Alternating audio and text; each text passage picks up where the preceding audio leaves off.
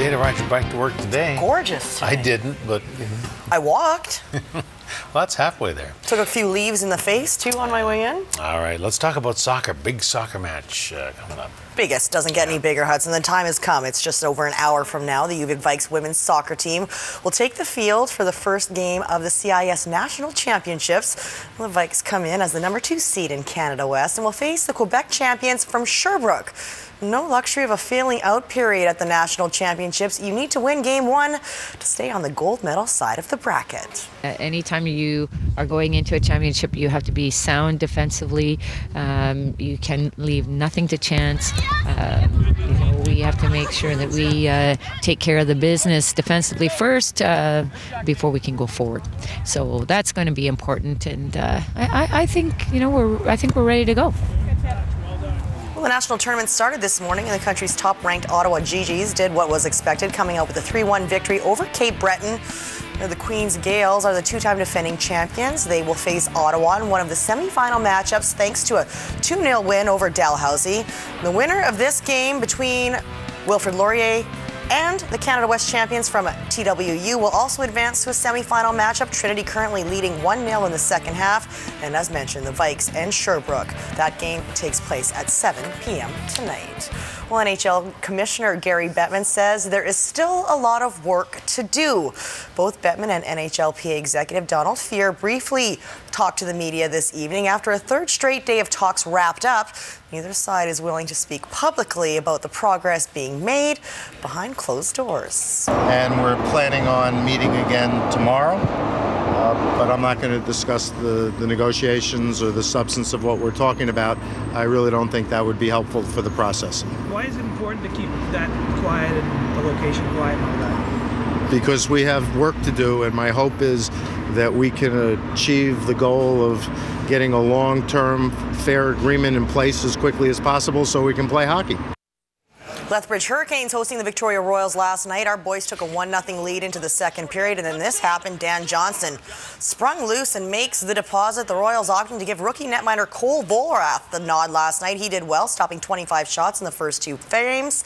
It's not going to stop this rocket, though. McCoy Aircamp simply unloads from the slot. Whose stick is that anyway? 2-1 home side. Royals won't go away, though. Alex Gogolev's shot is tipped in front by Stephen Hodges and just trickles in, but we're going to take it. The next goal wins the game, and it comes midway through the third. Brad Ramsey for Sam McKechnie.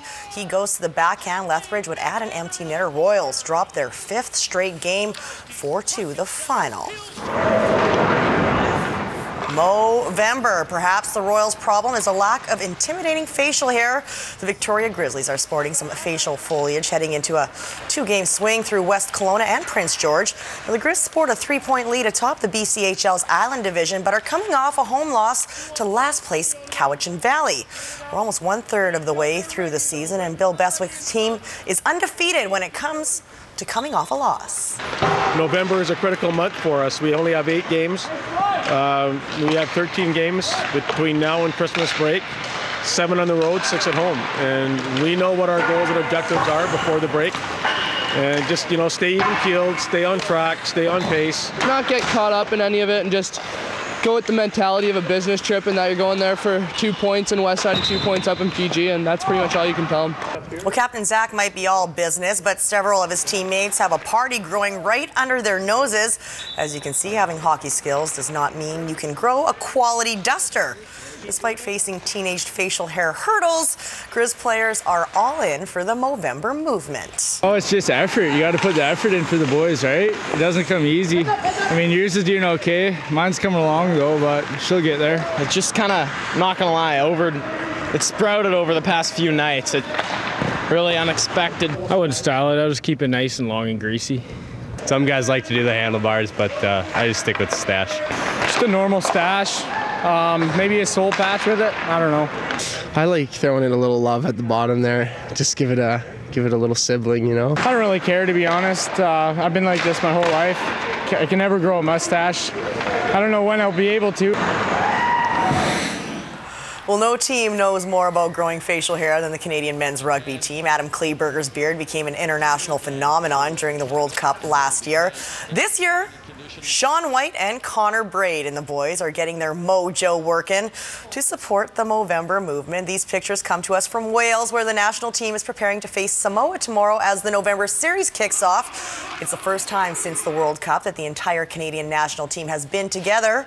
They're in tough against a Samoan team ranked 6th in the world. I'd like to see 3 wins. Obviously, we take the field. It's a big test for us. Samoa is a very strong side. We've seen the team they've picked, a lot of European professionals in it, and they're looking, probably the strongest side they put out in a while. The Russians is a game where we feel we can get a win, and New Zealand Maori is potentially their 3rd or 4th best team in the world, but a very proud nation. So we want to perform well. That's number one. We want to build on the ARC for those players who are involved, and get our team back together again, and do well for Canada. The queens of the volleyball courts are preparing for a big weekend. The VIU Mariners host the Capilano University Blues in their home opener tomorrow night. Game time is set for 6 p.m., but fans are encouraged to get to the gym well before that. The M's are hosting a party and will be raising their national championship banner to the rafters prior to the game. We will have more on the VIU Mariners women's volleyball team coming up during Vancouver Island Report, and Willie Mitchell on the island.